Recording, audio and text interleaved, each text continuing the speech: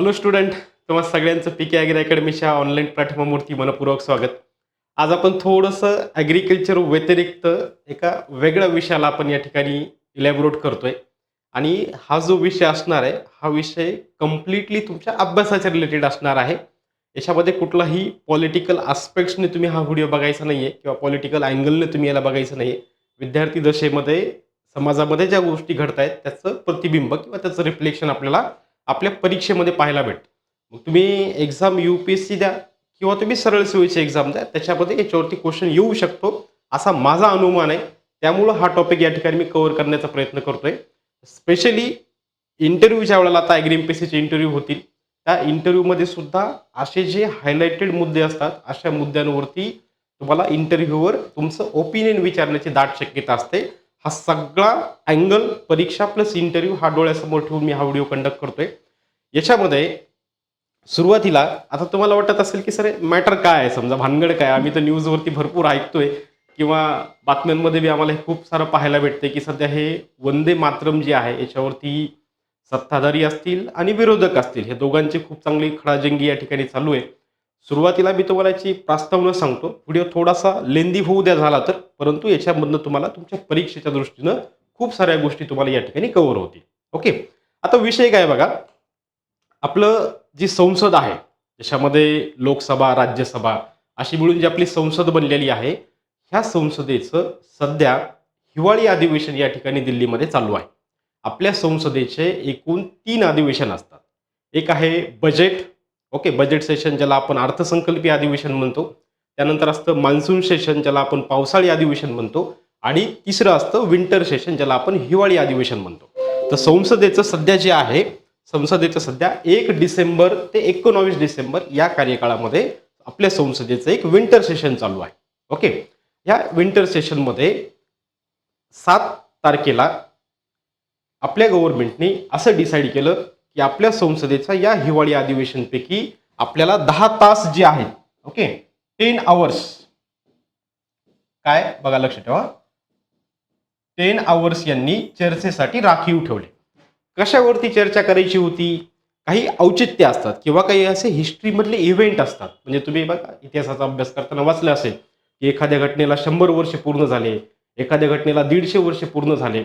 तसं आपलं जे वंदे मातरम हे जे गीत आहे, या गीताला, ओके, या गीताला 150 वर्ष पूर्ण झालेले आहेत.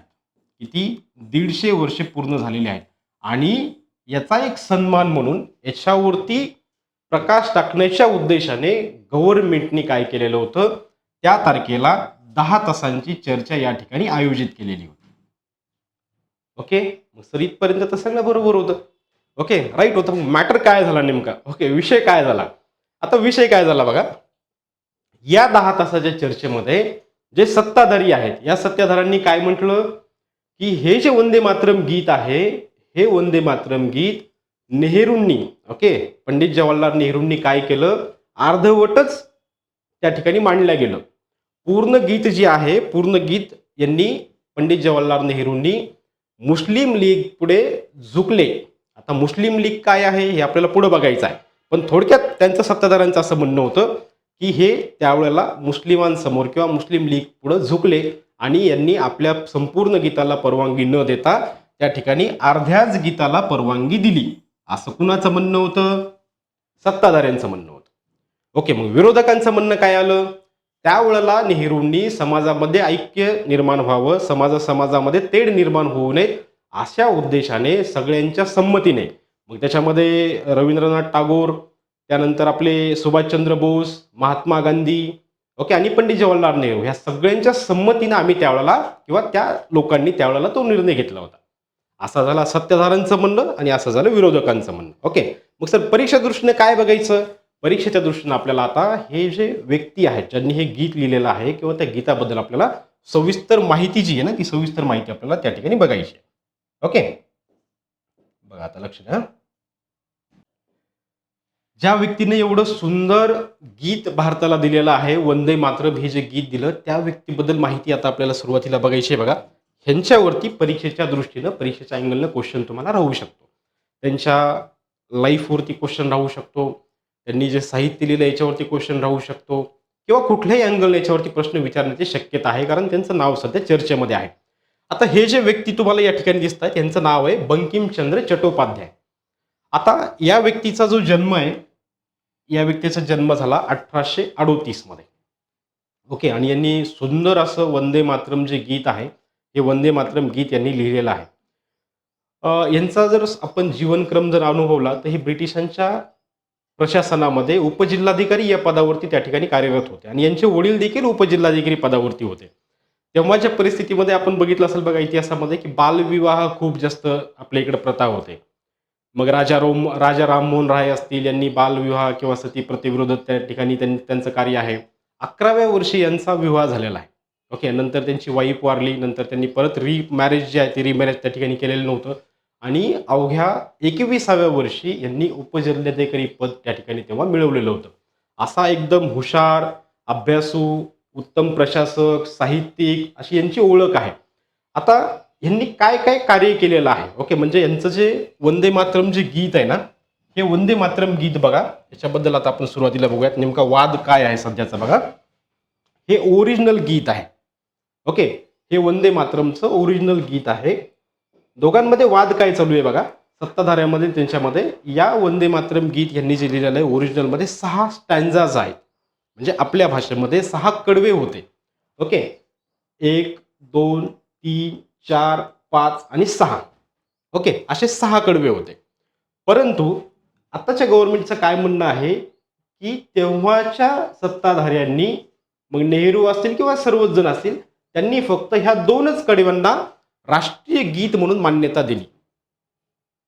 ओके. आणि त्यांनी हे जे खालचे जे कडवे आहेत, हे खालचे कडवे त्या ठिकाणी वगळलेले आहेत. ओके. असा यांचा आरोप आहे. ओरिजिनल मुख्यतः 6 कडवे होते. 6 पैकी फक्त सध्या आपण बी गाताना, आपण पण हे गीत म्हणताना 2च कडवे सध्या म्हणतो, किंवा कुठेही तुम्ही जेव्हा वंदे मातरम गाणं ऐकता तेव्हा आपल्यामध्ये 2च कडवे आहेत, कारण ते आपण नॅशनली रिकग्नाइज केलेले आहेत की आपले 2च कडवे हे असतील. ओके. मग याच्यामध्ये खाली जे होतं त्यावेळेला नेहरूंचं वगैरे जे म्हणणं आहे, त्यांचं म्हणणं असं होतं की याच्यामध्ये मुस्लिम लीग जी होती, मुस्लिम लीगचं असं म्हणणं आहे की याच्यामध्ये देवी देवतांचा उल्लेख आहे. ओके. त्यामुळं आम्ही हे गीत म्हणू शकत नाहीत. मग त्यावेळेला सामाजिक ऐक्य तर आपल्याला प्रस्थापित करायचं होतं, त्याच्यामध्ये कुठल्याही पद्धतीचं विभाजन आपल्याला होऊ द्यायचं नव्हतं. म्हणून त्यांनी काय केलं की बाबा हे सध्याचे आपले हे राहू द्या. ओके. हे एवढे जे कडवे ते बाकी बाजूला ठेवा, एवढ्याच कडव्यांवरती सध्या आपण फोकस करूया. ओके. अशा पद्धतीचं तेव्हाचं म्हणणं होतं. आता याच्यामध्ये बघा, सुजलाम सुफलाम मलयज शीतलाम. ओके. हे जे आहे म्हणजे हे भारत मातेला वंदन करून आहे. सुजलाम, सुजल म्हणजे चांगलं पाणी. ओके. सुफलम, ओके, म्हणजे चांगले फळं, चांगलं अन्नधान्य या ठिकाणी भारत माता आपल्याला देते, म्हणून आपण तिला वंदन करतोय. आणि मलयज शीतलाम म्हणजे दक्षिणेकडून येणारी थंड हवा जी आहे, अशा पद्धतीचं वर्णन या गाण्यांमध्ये होतं. ओके. इथपर्यंत सगळा जे आहे सगळं पद्धतशीर चालू होतं. यांनी जे गीत लिहिलं बघा, आता या गीताबद्दल आपण थोडक्यात जे याचा जे सिनॅरिओ आहे हे सगळं आपण बघूयात. ओके. आता हे जे गीत लिहिलं याच्या टाईमलाईन्स आपण सुरुवातीला या ठिकाणी हायलाईट करूयात. परीक्षेच्या दृष्टीने ह्या महत्त्वाच्या आहेत. या टाईमलाईन्स बघताना बघा, यांनी जे गीत लिहिलेलं होतं 1875 मध्ये यांनी एक सेपरेट कविता म्हणून वंदे मातरम हे गीत लिहिलं. ओके. लक्षात ठेवा. कधी? 1875 मध्ये. ओके.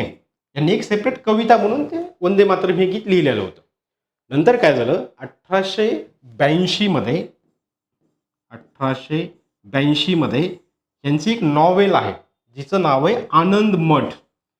या आनंद मठ नॉवेलमध्ये हे जे गीत लिहिलेलं होतं हे या ठिकाणी प्रकाशित केलेलं होतं. कधी? 1875 ला लिहिलं, म्हणून त्याला 2025 मध्ये आता 150 वर्षे कंप्लीट झालेले आहेत आणि सगळा कार्यक्रम, सगळा वाद इथंच चालू आहे. ओके. किंवा चर्चा पण त्याला त्यामुळेच या ठिकाणी झालेली आहे. झालं सगळं. 1882 मध्ये लिहिली यांनी. आनंद मठ नावाची यांची नॉवेल जी आहे, ही नॉवेलमध्ये वंदे मातरम गीत जे आहे त्या ठिकाणी इन्क्लूड करण्यात आलं. कधी? 1882 मध्ये. आता यांच्या बाकी पण नॉवेल जे आहेत ना, हे नॉवेल खूप प्रसिद्ध आहे. तिथे तुम्हाला एखाद्या वेळेस परीक्षा दृष्टीने क्वेश्चन राहू शकतो.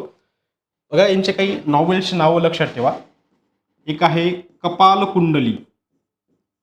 कपाल कुंडली ही एक नॉवेल आहे.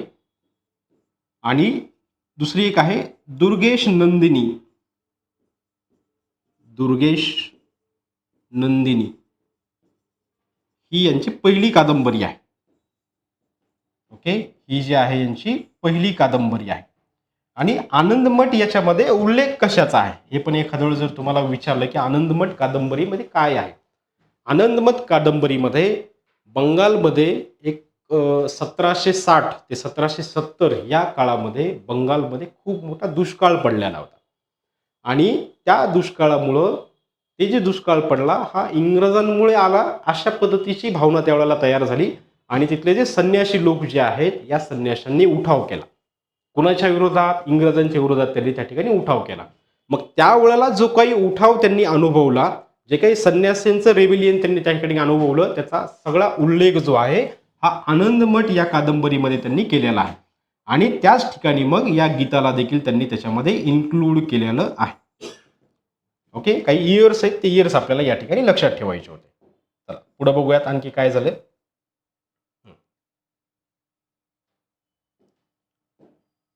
ओके, 1882 मध्ये आनंदमठमध्ये या ठिकाणी पब्लिश झालेली आहे. पण तिथं पब्लिश होताना मी मागेही सांगितलं तुम्हाला बघा काय होतं की वाद जो आहे, पहिले 2 टांजाज जे आहेत हे संस्कृतमध्ये लिहिलेले आहेत आणि दुसरीचे जे आहेत त्याच्यामध्ये खूप जास्त संस्कृतचा उल्लेख त्या ठिकाणी केलेला आहे. पहिल्या 2 टांजाजमध्ये संस्कृत आणि बेंगलीचा उद्देश आहे आणि बाकीच्या याच्यामध्ये पूर्ण संस्कृतमध्ये असं ते लिहिलेलं आहे. कुठलं? वंदे मातरम हे गीत.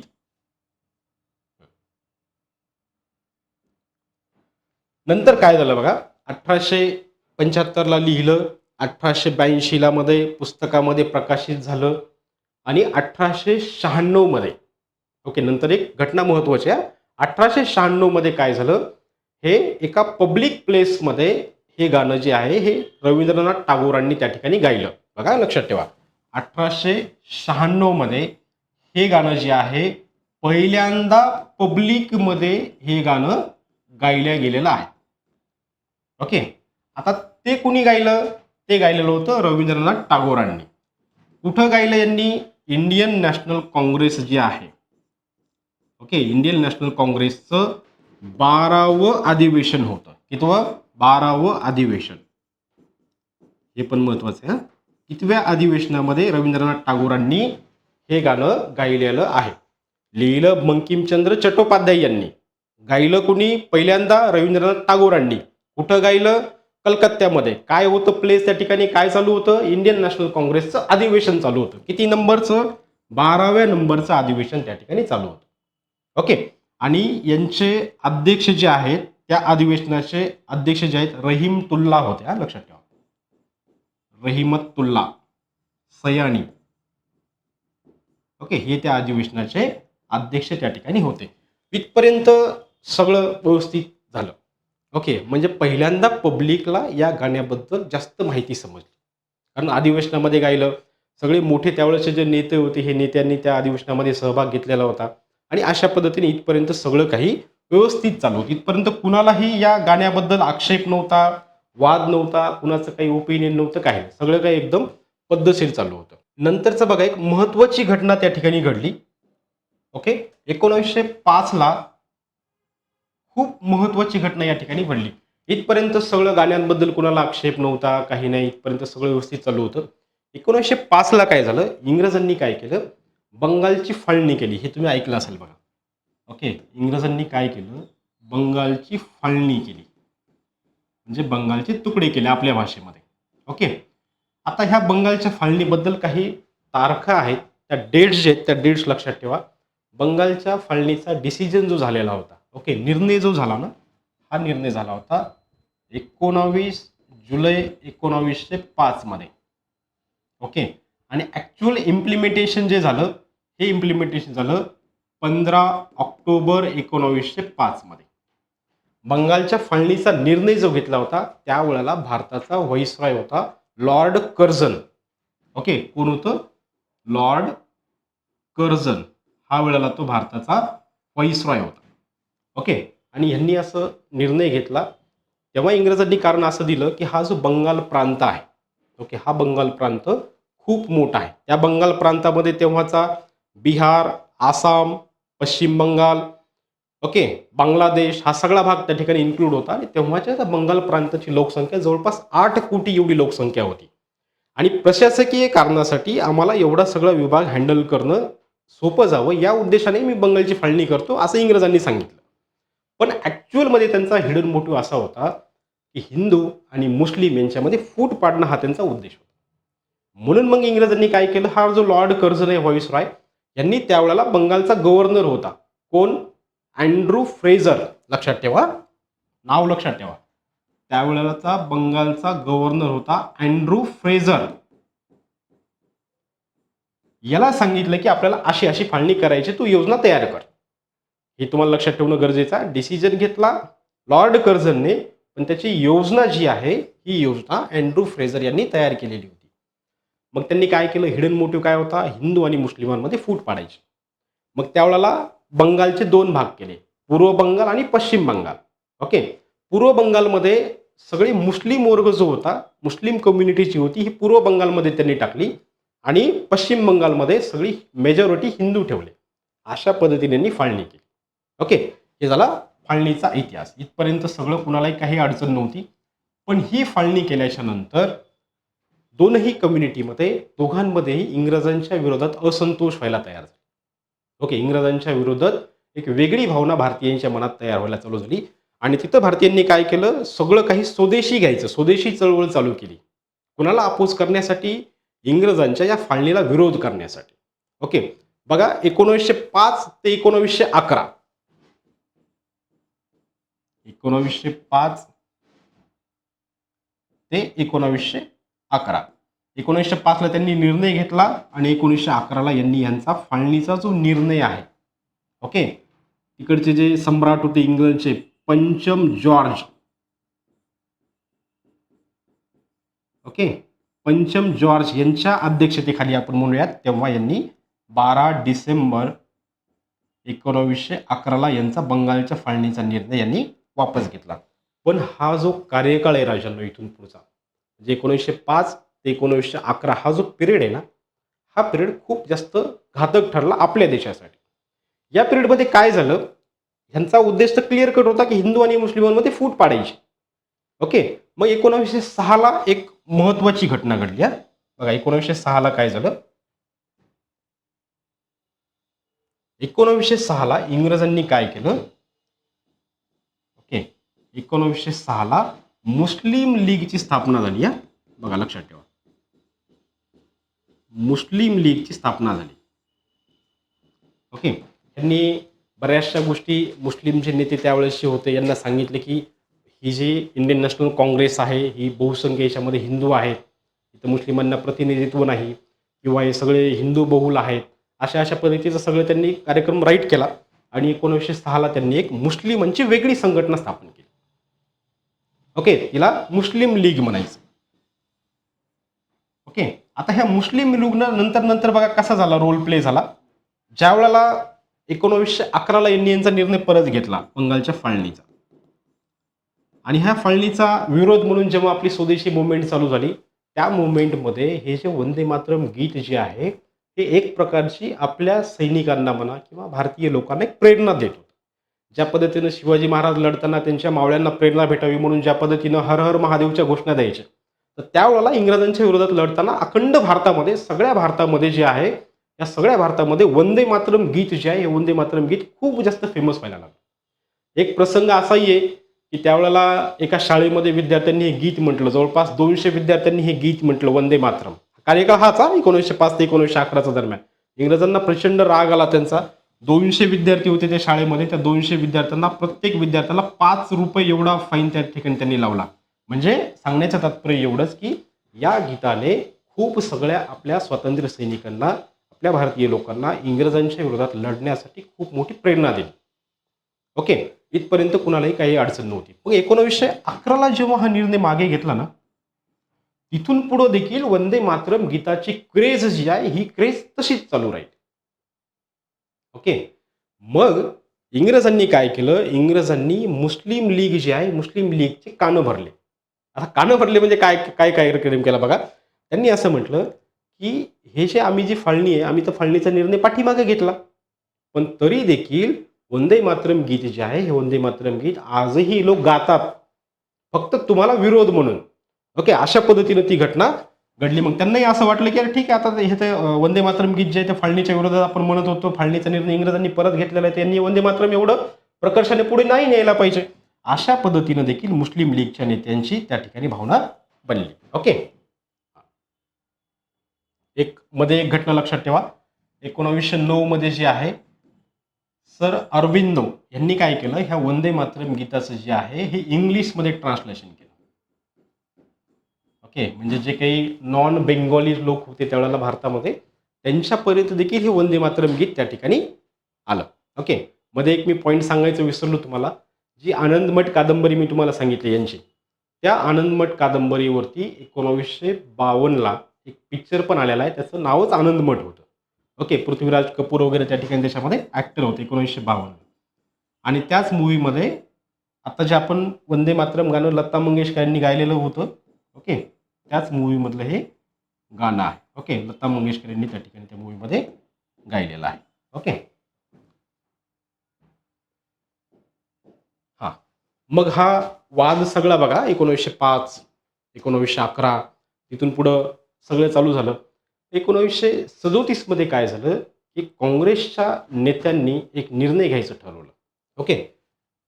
1937 मध्ये. मग तेव्हा आपले सुभाषचंद्र बोस असतील, रवींद्रनाथ टागोर असतील, ओके, पंडित जवाहरलाल नेहरू, महात्मा गांधी, या सगळ्यांच्या मताने, एकमताने त्यांनी त्या ठिकाणी निर्णय घ्यायला सुरुवात केली. ओके. ही जी काही कॉन्ट्रोव्हर्सी झाली, हिंदू आणि मुस्लिम त्यांचं म्हणणं होतं की वंदे मातरममध्ये जे आहे हे हिंदूंच्या देवी देवतांचं वर्णन आहे, ते गाणं आम्ही म्हणणार नाहीत.